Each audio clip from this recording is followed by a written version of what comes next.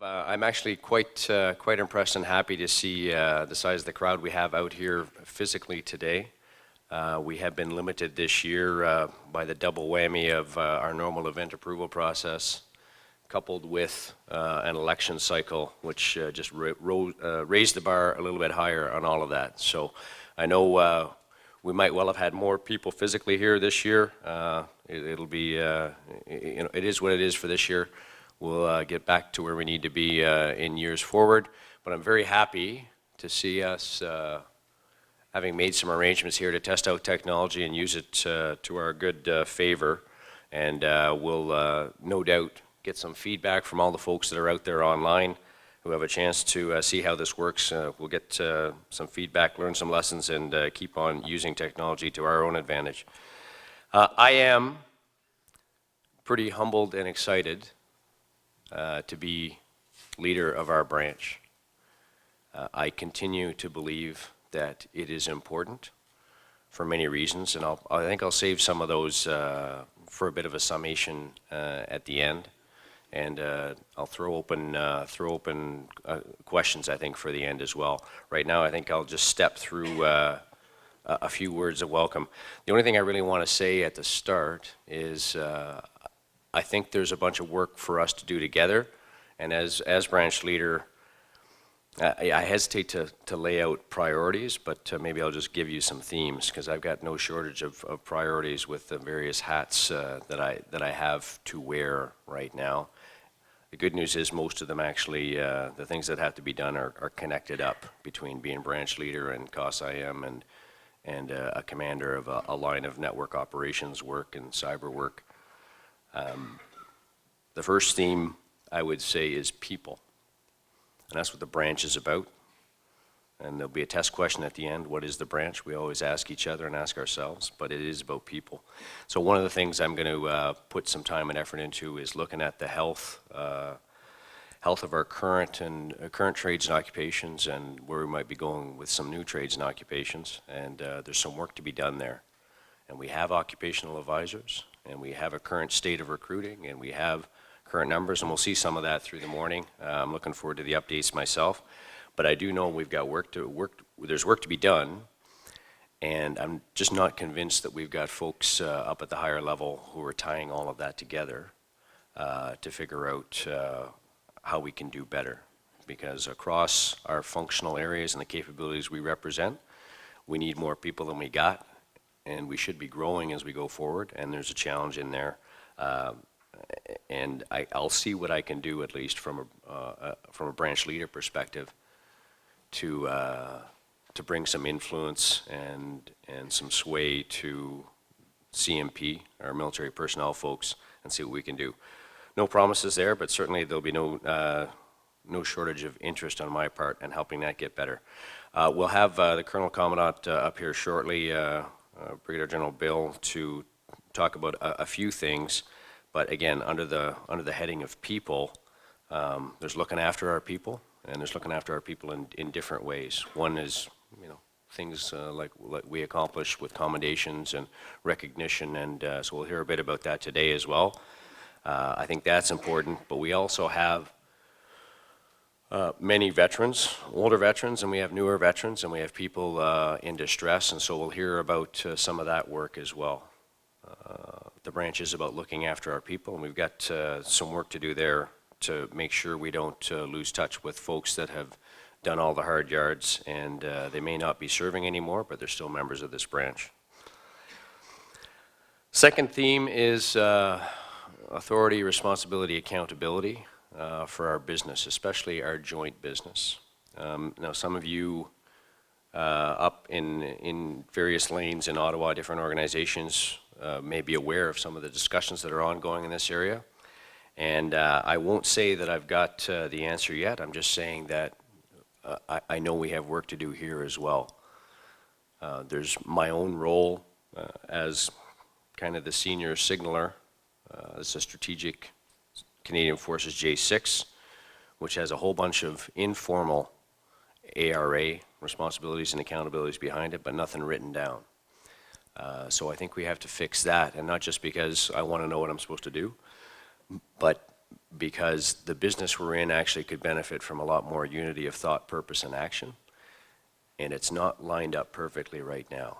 We need some different approaches to how we do C2 and ISR. It demands a more, in some ways, a more centrally planned approach to the architecture. We have to think more about the system of systems that we're responsible for and build it with the end in mind from the start, as opposed to building it piece by piece as we go along and trying to knit it together. So there's some work to be done in there. Again, it crosses many different lanes, but I see that there's some role for me as your branch leader in that to try and help find the roadmap for that. And the last theme I'll touch on, la dernière thème pour moi, c'est des relations, relationships. Again, the branch is about people. We'll hear about the association. The association is about people.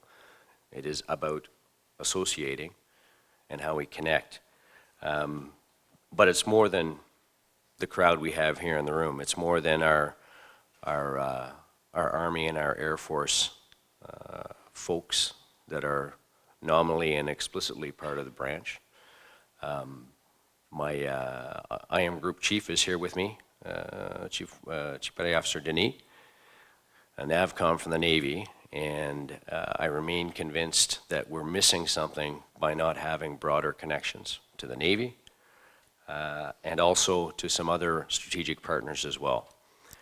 I know I'll take questions on it later, but we've got Shared Services Canada is a strategic partner, and we've got lots of work to do there.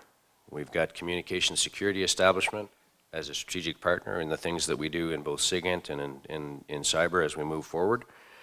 So we've got relationships there, and as we'll hear here shortly, through the association, we've got more, I think we're going to do much better with our own retired community as well. There's no doubt that they are doing a lot of work for us in all of our branch endeavors on the history and heritage and in many other ways. And I think with a renewed association, we can do a lot to bring more to that relationship as well. So as I said, in lieu of questions now, unless there's something hot and burning that you have to get out and you're not going to be here in 2 or 3 hours, what I'd like to do right now is invite General Richard to share a couple opening remarks himself. Bonjour, bienvenue. Et aussi, félicitations à tous lorsque nous célébrons notre anniversaire. Our branch is 112 years old. I bring you greetings from people like Major General Mike Weber, former Colonel-Commandant, celebrating his 97 years, World War II veteran, and I spoke to him yesterday and he wanted to bring greetings to our retired community, our veterans, and our serving folks. I also got an email, a pleasant email from Colonel Paul McKenzie out in Winnipeg. 17 Wing is sponsoring a major event to celebrate the birthday of our branch. This weekend, he's bringing together serving guys, retired, and friends, just to acknowledge this moment in the year when we have every reason to celebrate the accomplishments of the last 112 years of the Communication Electronics branch. The mess dinners last night, I was at the officers' mess dinner, and we were quite pleased to have a special guest of honor for those who weren't there. Honorary Colonel Dave Hart, who was a sergeant Ret'd at Dieppe on the Dieppe raid. He spoke eloquently at our mess dinner, and of course the NCM mess dinner. They also had a distinguished veteran from the Italian campaign, Corporal Dwayne Kelsey was their guest.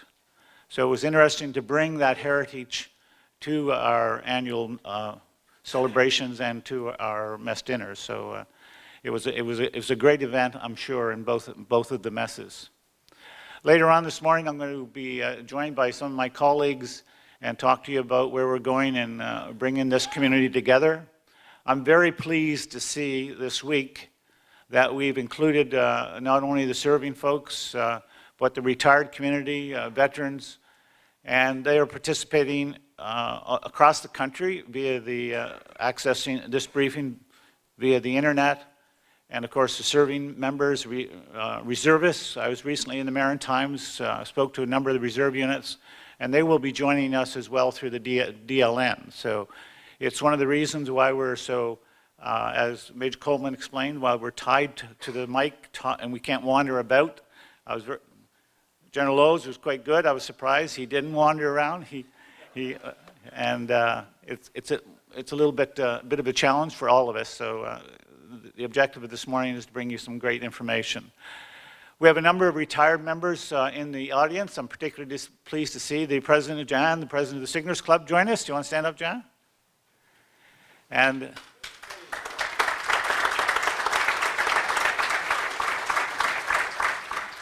And later on this morning, we'll have some presentations on how we're looking after our veterans and our programs from Colonel Jeff Holt.